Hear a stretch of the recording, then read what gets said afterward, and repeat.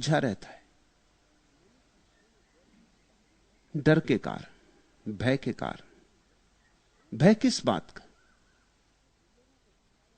एक ही भय है जो लोगों को छाया की तरह पीछा कर रहा है 24 घंटे जागते सोते।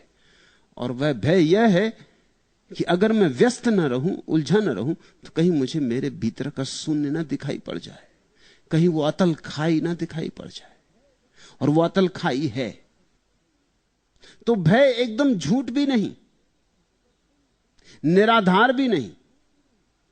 अगर तुम बिल्कुल अव्यस्त हो, कोई काम नहीं, तो तुम अचानक अपने भीतर के शून्य का अनुभव करने लगोगे, रिक्तता अनुभव होगी, खाली लगोगे। तुम जल्दी से किसी काम में व्यस्त हो जाओगे, क्योंकि खाली में अहंकार मरता है, गलता है।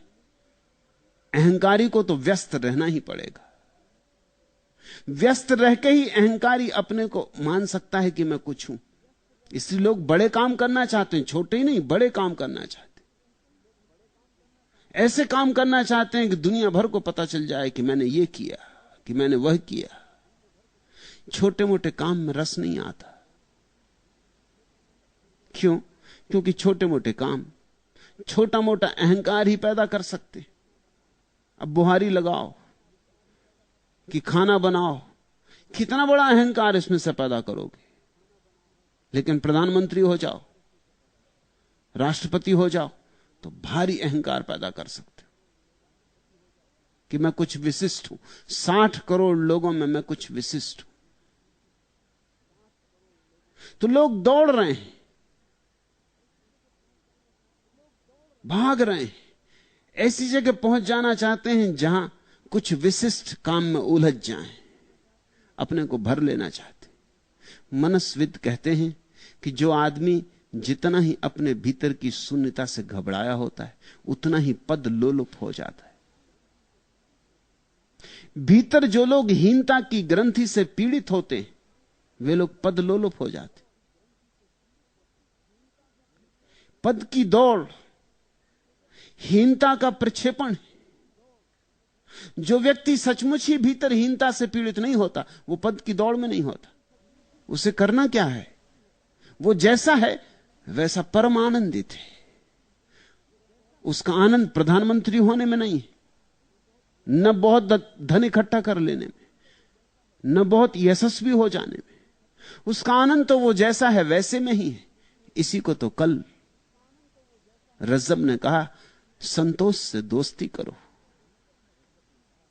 संतोष से दोस्ती कौन करेगा? वही कर सकता है जो अपने भीतर के शून्य के साथ राजी होने का साहस रखता हो। और यह बड़े से बड़ा साहस, दुस्साहस है। इस जगत में और कोई साहस इतना बड़ा नहीं कि तुम खाली बैठ जाओ। ध्यान में बैठने से बड़ा कोई साहस नहीं है। तुम थोड़ा सुनोगे तो तुम चौंकोगे, तुम कहोगे इसमें क्या बड़ा साहस। एक आदमी पालथी मार के आंख बंद किए बैठ गया घड़ी भर, इसमें साहस क्या है? साहस तलवार उठाने में नहीं, तलवार उठाने में कुछ साहस नहीं। ये जो घड़ी भर आदमी शांत होकर बैठ गया है ना कुछ करने, शून्य होकर, इसमें साहस है। क्यों?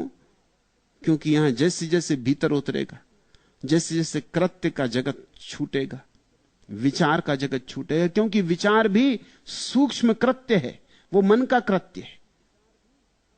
कभी तुम शरीर का काम करते हो, शरीर के काम से छूटे तो तत्क्षण मन का काम शुरू कर देते, मगर काम जारी रहता है।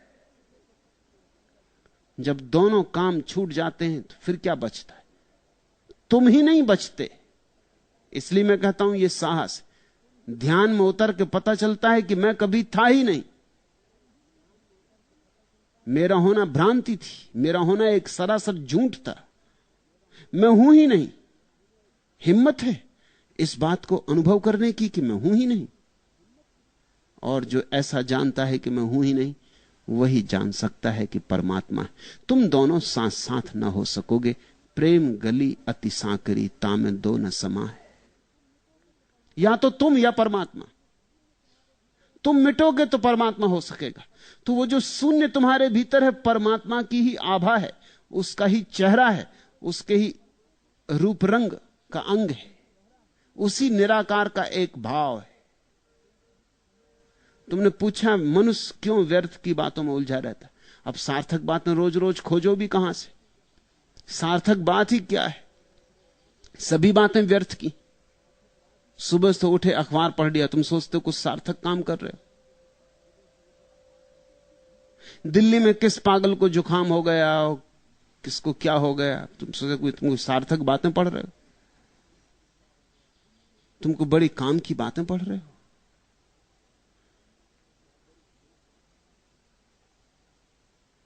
फिर बैठ के पत्नी से कुछ बात कर ली, मोहल्ले की गपशप, फिर चले दफ्तर।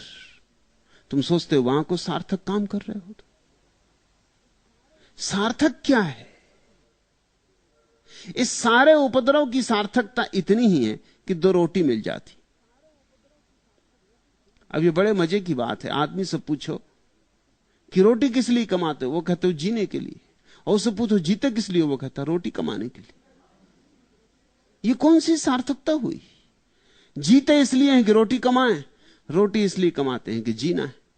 ये तो बड़ा वर्तुल हुआ, विशियस सर्किल हुआ, दुष्ट चक्र हुआ।